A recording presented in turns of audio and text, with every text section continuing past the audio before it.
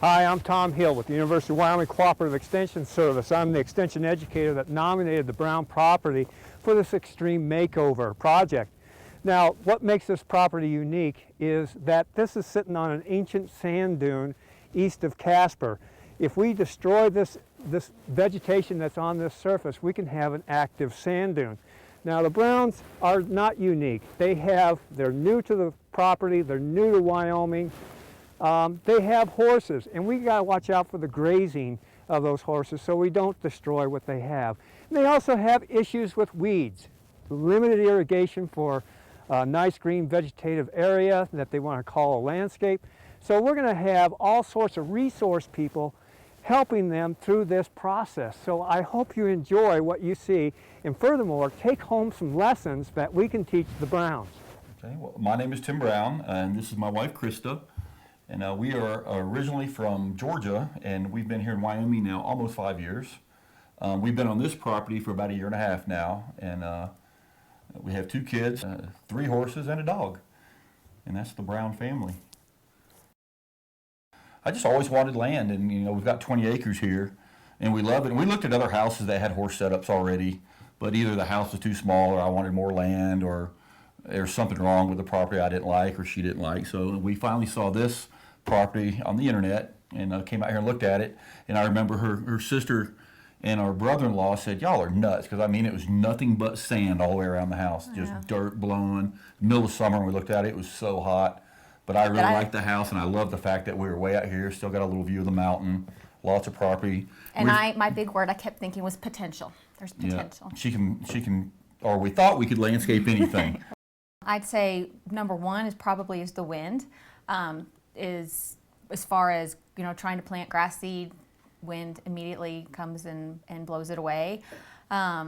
So the wind is a huge issue. Irrigation, water. I mean, it's a lot of property. When we have one well and one wellhead, and so getting everything irrigated and watered properly is definitely an issue. Antelope and deer will eat anything. Yes, that's as we why found out. I parked my truck in the garage. I'm scared they're going to eat that one day, but they eat everything else on the property. So just finding a pretty plant doesn't work. You got to find something that's going to survive. We found we have to protect it. We've got screens around all the trees that we've planted so far, and that's been an issue. And just finding anything that'll grow and just getting information on how to make stuff grow. I mean, in the sandy soil. I mean, it's not typical soil that's ideal for plant growth. So.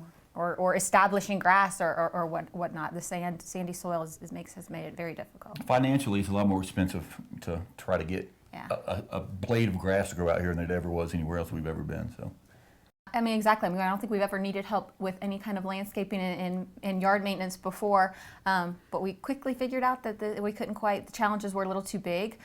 So, at the extension office, hooked us up with people that work at the extension office as well as other county weed and pest control people to establish and figure out exactly what some of our problems were. Then we found out that we had this cheatgrass that was an invasive species fire hazard that we didn't even know what was even an issue. Yeah, as far as I'm concerned, it was beautiful when we moved out here. It just waving in the wind. It was all nice and green for about 2 weeks before it turned brown, and it was gorgeous. And then we had a brush fire off in the distance, and it spread across the horizon really in fast. an hour.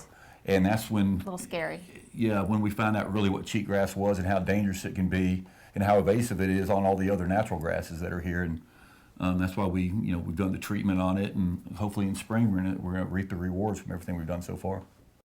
I guess I'm looking for not what I would not consider what I had in Georgia curb appeal, but more realistically knowing it's going to have to be native stuff, but still adding landscaping and adding, yes, possibly would consider curb appeal, but using native and species and things that can actually grow out here. And then again, hopefully other people, because if I hadn't eventually found help, I might have given up. Like I think maybe some other people out here have given up.